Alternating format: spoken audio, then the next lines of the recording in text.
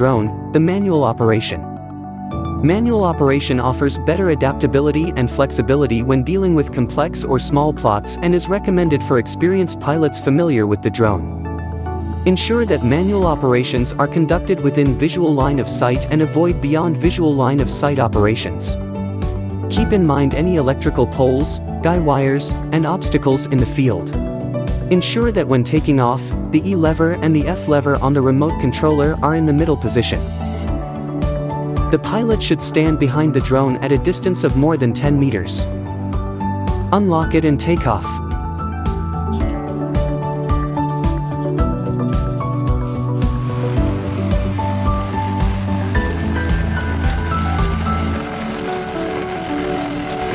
When the drone reaches the spraying point, move the F lever to the right to begin manual spraying. Manually control the drone's flight and line changing operations.